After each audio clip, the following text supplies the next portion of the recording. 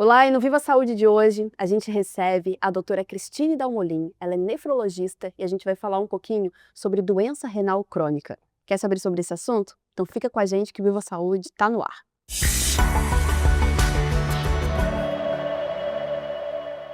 Bom, hoje a gente vai conversar um pouquinho sobre doença renal crônica. E eu recebo aqui a doutora Cristine. Doutora, muito obrigada por ter aceitado o nosso convite e estar aqui com a gente hoje. Não foi fácil marcar essa reunião nossa, mas deu certo e eu quero agradecer a sua presença. Eu que agradeço, o prazer é todo meu de estar aqui e a gente poder conversar um pouquinho sobre esse tema assim tão relevante. Relevante, né? Eu acho que muito recorrente. E Uhum, para a gente começar a explicar, então, a gente vai falar sobre doença renal. Problemas que o rim nosso apresenta. uhum. Qual é a importância do rim no nosso organismo, doutora? Então, muita gente acha que os rins servem só para a gente fazer xixi, então para a gente urinar. Tanto que é bem recorrente, prevalente, as pessoas perguntando: por que que eu tenho problema renal se eu faço xixi tão certinho? Eu faço xixi frequentemente. E muitas vezes os problemas, ou assim, interromper de uma hora para outra a parada de fazer xixi não é nem tanto problemas nefrológicos, né, da minha especialidade. Claro que isso vai envolver, Uhum. mas principalmente da parte mais da urologia. Quando para, assim, de fazer xixi de uma hora para outra, às vezes é mais problema mesmo ali Trato no trato urinário. urinário, na saída dos rins, né, para bexiga e até a saída para o meio externo. Mas, enfim, os rins, eles servem para a gente ter um controle, um equilíbrio das nossas funções do nosso corpo. Então eles regulam a pressão arterial, regulam também, além disso, os líquidos, né, como a gente consegue observar pela urina, mas também alguns sintomas que podem apresentar como o inchaço, que é o edema, também podem ser regulados pelos rins. Ele também tem funções endócrinas, que a gente fala, que produzem alguns hormônios, como a vitamina D, como a eritropoetina, que faz produção das células do sangue, as células vermelhas do sangue. Então, a deficiência disso pode causar anemia. Uhum. E também o equilíbrio ácido básico, então pode deixar o corpo, né, quando tem uma insuficiência renal ou uma doença renal crônica, pode evoluir para uma acidose, que a gente fala pode deixar o corpo mais ácido, Uhum. e também pode ter desregulação de alguns eletrólitos, principalmente o potássio, que pode aumentar, e o potássio aumentado pode dar fraqueza muscular, até arritmias cardíacas, então é bem importante. E por último também, que parece não ter nada a ver com o rim, mas tem a ver com esse mecanismo ali da vitamina D, é o metabolismo do osso. Então distúrbios minerais e ósseos podem ser secundários também à doença renal crônica. Então é um Nossa.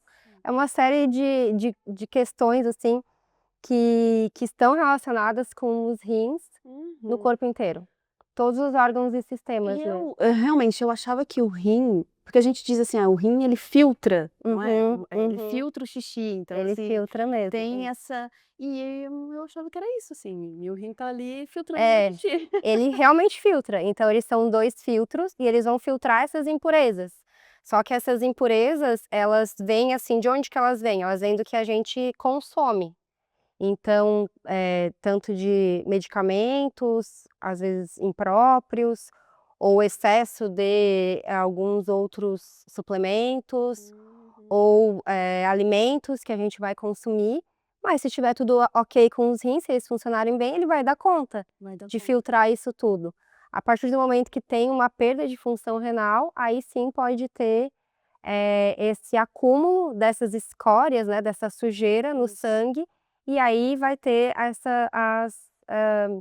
os sintomas e as Alterações. complicações relacionadas a isso. Mas aí, doutora, por exemplo, quando ele filtra e o meu rim, Uhum. ele tá funcionando de uma forma normal, essas impurezas, como é que a gente consegue expelir essas. É que os rins, eles têm algumas, células, né, ele tem a unidade funcional do rim chama néfron.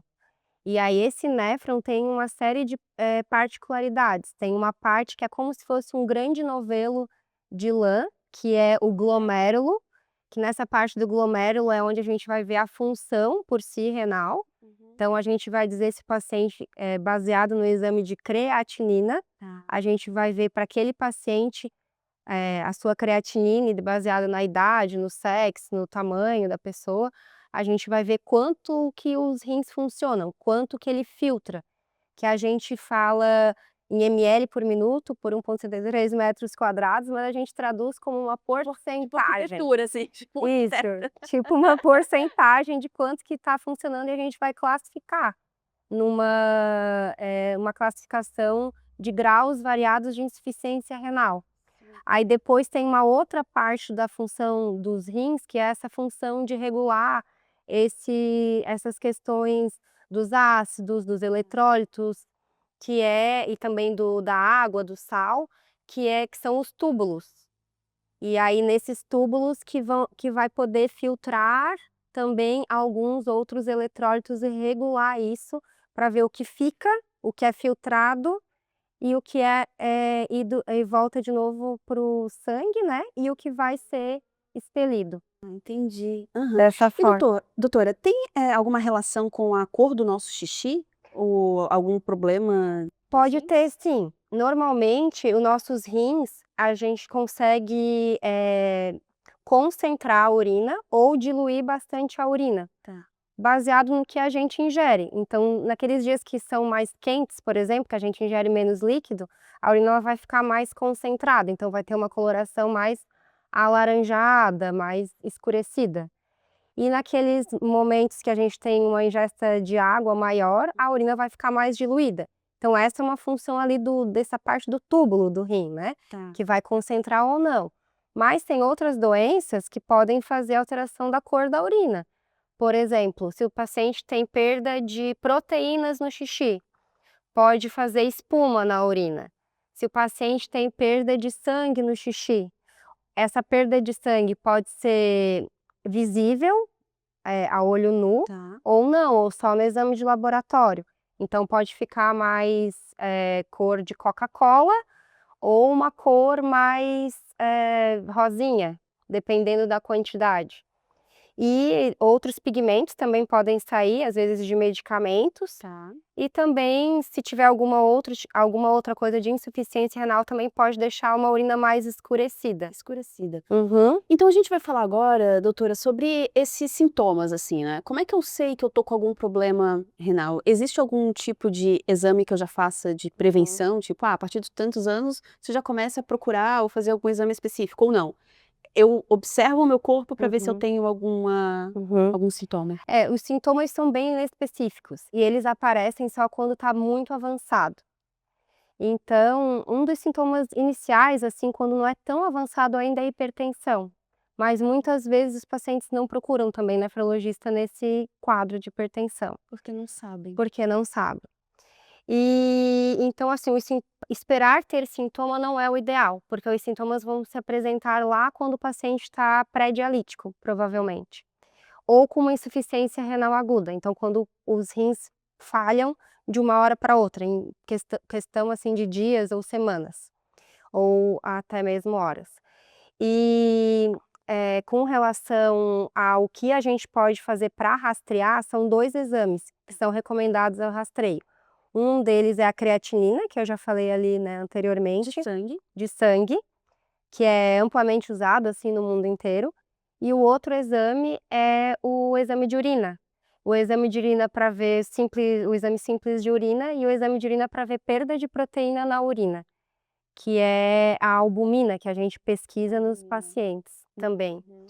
Hã, Hoje em dia tem muitos pacientes que utilizam a creatina, e a creatina é o metabólito da creatinina, enfim, então às vezes a gente vai ter que usar um outro exame para poder avaliar melhor a função renal, que chama cistatina C, mas não é tão amplamente usado, mas com o advento aí desses suplementos, a gente tem utilizado cada vez mais para fazer o cálculo da função renal. Então quer dizer que a creatina, ela pode alterar o exame de sangue relacionado à creatinina, por Ela exemplo? pode alterar o exame de sangue relacionado à creatinina, né, por ser um metabólito do outro, mas não necessariamente o paciente que usa creatina Isso. vai ter insuficiência renal. Tá. Mas naqueles pacientes que têm já uma insuficiência renal pré-estabelecida, não se recomenda o uso por perder parâmetro. Então a gente perde parâmetro de piora da função renal ou apenas o uso do suplemento. Então é individualizado, precisa ser individualizado mesmo caso a caso. Mas de maneira geral, a população em geral, não se observa a piora da função renal em grande escala, mas possivelmente podem ter pioras de função renal em alguns indivíduos, mesmo saudáveis. Com certeza. Doutora, existe um perfil de quem tem uma doença renal que pode se tornar crônica, mas assim, é mais mulheres, é mais homens, tem uma certa idade ou não? As principais causas de doença renal crônica no mundo são secundárias a doenças bastante prevalentes. Então, 1 a 2 pessoas, em cada 10 tem insuficiência renal crônica no mundo. Então é bem prevalente. E as principais doenças que levam à insuficiência renal são diabetes, é a principal no mundo inteiro, e a pressão alta, isso mesmo. E aí as outras causas também que são bastante prevalentes são as doenças císticas renais, as glomerulopatias, e algumas outras doenças familiares. Tem Mas a ver hereditariedade também? tem a ver também. Então tem algumas doenças que podem ter, um caráter mais familiar mesmo.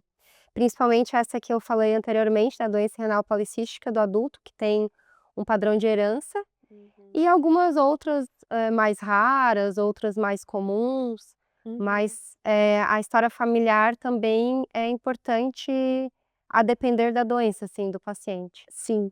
Então a gente não precisa, a gente não diz então assim: "Ah, é mais prevalente em homens ou mulheres", não, é mais prevalente naquela pessoa que tem diabetes, que tem a pressão alta, Exatamente. enfim, e pessoas que têm essas condições também precisa procurar um especialista, porque mesmo que não esteja sentindo nada, é importante já fazer esses exames de Sim, rastreio, né? a recomendação é que os pacientes, sejam rastreados pelos, médicos que estão acompanhando, endocrinologistas ou mesmo os clínicos ou os nefrologistas sempre, a partir do diagnóstico do diabetes tipo 2, por exemplo, mas, deve ser encaminhado para o nefrologista a partir do momento que perde essa função renal.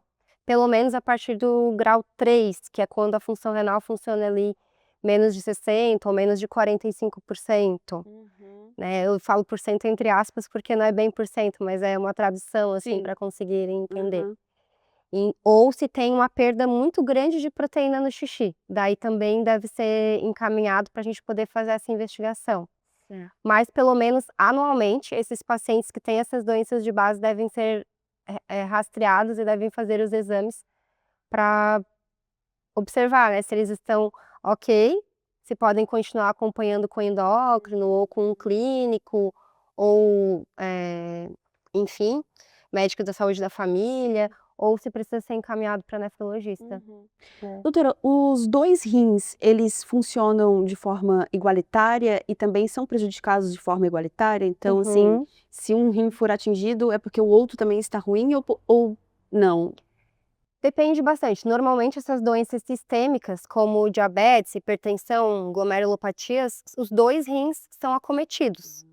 Mas tem algumas doenças que podem fazer lesão em apenas um rim, por exemplo, tumor, cálculo renal, alguma outra causa de hidronefrose ao longo do trato urinário, ou pielonefrite também, que pode acometer apenas um dos rins. Mas a maioria das doenças são os 2 rins que estão comprometidos. Mas se tu compromete apenas um rim e o outro rim está bom, tu não vai ter alteração da função renal, porque o outro rim vai dar conta. Tá. Mas a partir do momento que tem uma alteração da função renal, é porque os 2 rins estão comprometidos. Ah, entendi. Isso. Tá. Doutora, se uma pessoa ela, foi diagnosticada com algum problema renal, existem algumas etapas, fases talvez? Então assim, começa assim e daí o tratamento é mais acompanhar, depois passa para uma outra fase, se não cuidar, né? A gente costuma fazer esse rastreio, avaliar essas alterações que a gente conversou ali dos ácidos, do potássio, da parte da anemia, da vitamina D, cálcio, fósforo, enfim, dependendo do grau que o paciente está de insuficiência renal. Isso, o grau, é isso? Era Isso, do grau que ele está. Então a gente vai classificar em 5 graus. O grau 1 é o melhor grau e o grau 5 é o pior grau. O grau 5 o paciente pode ser classificado como dialítico ou não dialítico. Tá. Então a gente pode fazer o acompanhamento no tratamento conservador, que a gente fala nos diversos graus, e o grau 5 pode ser que o paciente esteja em terapia renal substitutiva, em hemodiálise ou diálise peritoneal, ou em transplante, ou também só em acompanhamento, dependendo de cada caso. Já os outros graus, o grau 1, grau 2, grau 3 e grau 4, a gente costuma acompanhar e dependendo da doença de base, eles vão ter uma periodicidade de acompanhamento. Então, normalmente, não é uma regra para todos, a gente sempre individualiza cada caso, mas normalmente, se estiver tudo ok, tudo bem, os pacientes de grau 1 acompanham pelo menos uma vez por ano. Tá. Os pacientes de grau 2, 1 a 2 vezes por ano. Grau 3, a cada 3 meses ou a cada 6 meses. E o grau 4, a cada mês ou a cada 3 meses que precisa acompanhar para manejar esses controles, né, todos que a gente precisa ter no corpo. E o rim, ele é um órgão que se ele é acometido por alguma doença, ele pode, não seria se regenerar, mas assim, pode curar e ele voltar a ter uma função normal? Pode, se ele tem se a pessoa tem uma insuficiência renal aguda, Tá. ela pode recuperar. Então, toda vez que um paciente faz uma insuficiência renal aguda, dependendo da causa, se foi prontamente instituídas medidas para melhorar essa insuficiência renal. Por exemplo, um paciente que fez uso de anti-inflamatório, que é bem comum. Então, pode ser que esse paciente faça uma insuficiência renal aguda. E aí, toda vez que o paciente faz uma insuficiência renal aguda, ele pode recuperar a função renal completamente para os valores basais dele. Algumas vezes os pacientes podem permanecer com um grau, a partir do grau 3 de insuficiência renal, que é quando funciona menos de 60%. E aqueles pacientes que precisam de diálise, por exemplo, alguns não recuperam nunca mais a função renal. Mesmo sendo agudo, pode ser que eles permaneçam crônicos depois de um insulto. Então é variável conforme a causa. E são muitas causas. Muitas, é. A diálise é quando uma pessoa precisa usar aquelas bolsinhas? Não tem nada. Não. Ah, não? A diálise é quando tu precisa filtrar o sangue para poder manter o equilíbrio dessa homeostasia que a gente conversou que precisa ter no corpo. Então a gente tem 2 tipos de diálise. Uma delas é a hemodiálise, que os pacientes fazem através de um catéter, normalmente fica nas jugulares ou subclávias ou femorais, ou uma fístula arteriovenosa. E aí o paciente faz a hemodiálise 3 vezes por semana numa clínica. E a diálise peritoneal é feita através da membrana do peritônio, que a gente tem na barriga, e o paciente faz diariamente em casa.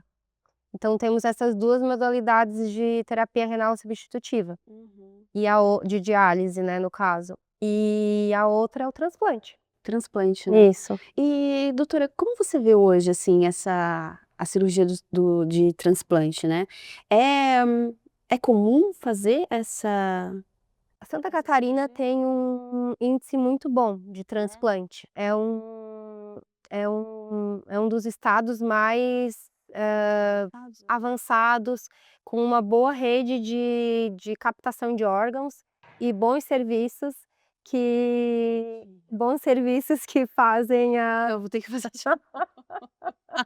que você fez? Tropeçou? Tá, não. Ah, tá. Então Não sei se eu continuava ou vamos falar não. do negócio do transplante, então. Tá. Doutora, então como é que funciona hoje o transplante, né? Santa Catarina, ele tá avançado nesse tipo de Sim, Santa cirurgia? Catarina tem alguns centros de transplante e são bastante avançados. Tem uma equipe boa de captação de órgãos, de regulação desses órgãos e implante, né, nos novos pacientes. E existem 2 modalidades assim de transplante. Uma é o transplante de doador falecido e outra é de doador vivo. Então, mais detalhes com relação a isso podem ser explorados, né? Mas basicamente os pacientes que estão em hemodiálise já há mais de 3 meses, eles podem ser avaliados para avaliação de um transplante de doador falecido e entrar em fila de transplante, que não é bem uma fila, e sim apenas uma numeração, e aí depende de compatibilidade, Sim. uma série de fatores mesmo. É, Uhum, porque, geralmente a gente escuta que, assim, a pessoa rejeitou o órgão, né, então eu uhum, acho que isso é uhum. uma das complicações talvez mais graves, Sim, assim, porque eu acho que a cirurgia em si não, é. talvez, né. Alguns pacientes não podem fazer o transplante pela cirurgia em si, Tá, pelo risco cirúrgico. sim. Por exemplo, os pacientes cardiopatas graves ou Exato. pneumopatas graves, que é o perfil bastante comum dos nossos Tá. pacientes. Ou às vezes pacientes em tratamento de câncer também não podem ser submetidos ao transplante. Porém, naqueles que fazem o transplante, tem várias etapas de compatibilidade antes de ser listado, então é bastante seguro Tá. e, as terapias são boas com Uhum. relação a isso, mas sim, pode ocorrer a rejeição, Sim. tanto aguda quanto Aham. cronicamente. Doutora, você falou lá no começo da entrevista sobre a nossa alimentação e a Uhum, ingestão de líquidos, enfim, né. Qual uhum, é a relação deles então agora se a gente for falar um pouquinho mais sobre uhum, isso, tem algum alimento que é prejudicial? Tem algum se não tomar água tantos litros realmente não uhum, vai uhum. funcionar, então assim, a nossa mãe falando, né. Então até que ponto realmente Uhum. está relacionado? Tá relacionado. Então, assim, se a gente for ver todo o tratamento que a gente precisa ter dos pacientes renais crônicos, envolve alguns medicamentos, mas também envolve, o básico, Tá. que é alimentação adequada, atividade física adequada.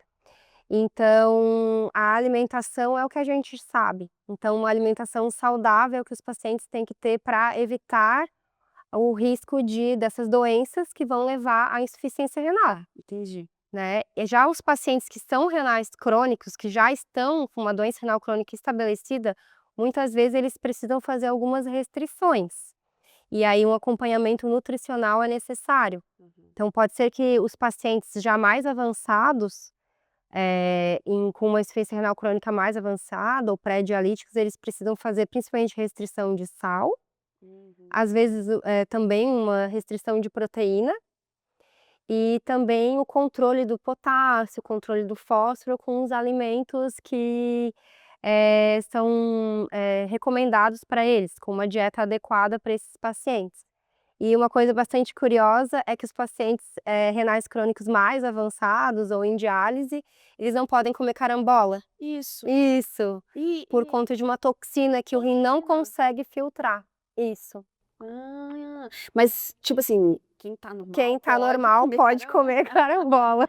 Mas é muito Aham. interessante, porque daí a gente acha que, assim, não é só então essas pacientes que já estão num estágio mais avançado, não é só porque é É, natural, é porque é uma é. fruta, não, vai ter Sim, que fazer todo um dependendo controle. sim, por exemplo, banana, mamão, uva, são frutas excelentes, mas dependendo do grau de insuficiência renal que esse paciente vai Não ter, pode. contém muito potássio. É. Então vai ter que restringir para 1 ou 2 vezes por semana, depende de cada caso.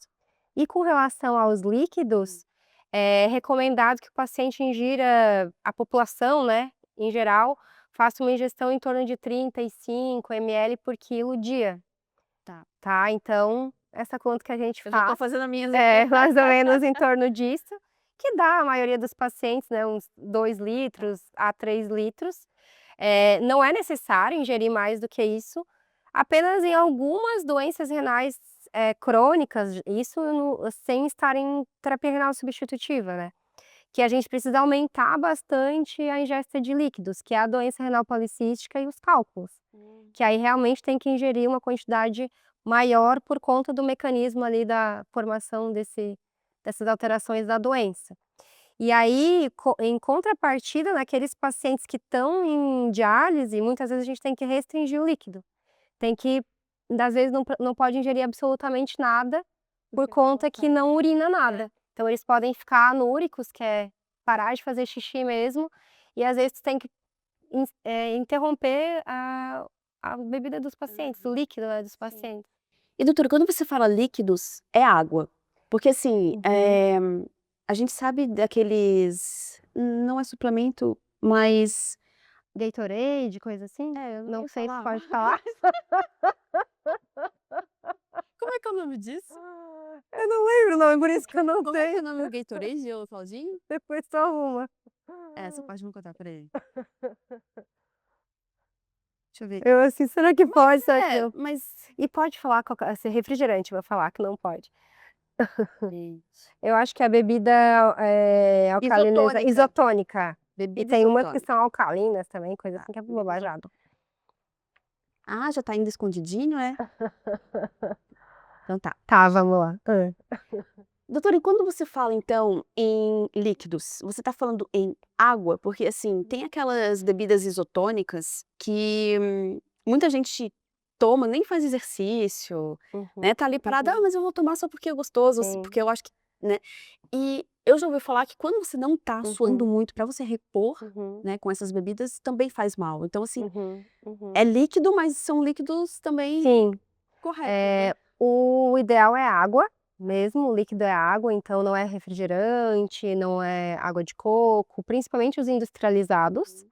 E tendo em vista que esses isotônicos também são industrializados, e aí vai ter vários componentes ali dentro, pode ser que não seja necessário para aquele tipo específico de paciente. Sim. Então até mesmo chás em excesso, café em excesso, também não é o ideal. Dentro daqueles 35 ml por dia, por Uhum. quilo por dia, a gente pede que os pacientes tomem pelo menos a metade tem que ser água, água, Tá. água, pelo menos a metade de água. E os demais, pra compor, né, os outros líquidos. Mas são líquidos bons, né, evitar bebida alcoólica, evitar refrigerantes, Uhum. evitar isotônicos, evitar energéticos, então isso em excesso não faz bem para o rim. Sim. Lembrar que ele vai filtrar isso tudo, É. né, a gente não pode dar trabalho a mais para ele, tem que deixar ele sem tanto trabalho para ele não cansar, e ele Uhum. funcionar a nossa vida inteira e a gente É. envelhecer bem. Não, até porque, gente, Aham. assim, descobri hoje que o rim é, né, Eles são fantásticos, né. fantástico, porque, assim, realmente não é só uma função de filtragem, é uma função completa do nosso corpo todo, na verdade, né. É uma orquestra. Funciona Uhum, é uma orquestra, funciona de uhum. maneira perfeita, assim, então, e o rim com certeza não poderia deixar Sim, também de ser. sim. Doutora, nossa conversa ficou por aqui, a gente já chegou ao fim, mas eu quero agradecer muito, Obrigada. né, você é uma pessoa Uhum. muito simpática e professora, então, assim, fala super bem, mas e também pelo carinho, assim, de ter vindo até aqui para explicar um pouquinho Obrigada. sobre a Uhum. sua área, né, especialidade e Sim, sobre essa doença. obrigada, Obrigada, agradeço. doutora. E o Viva Saúde fica por aqui. Eu quero agradecer imensamente todos vocês que assistiram a esse episódio. A gente tem um novo encontro na semana que vem. Espero vocês. Até lá.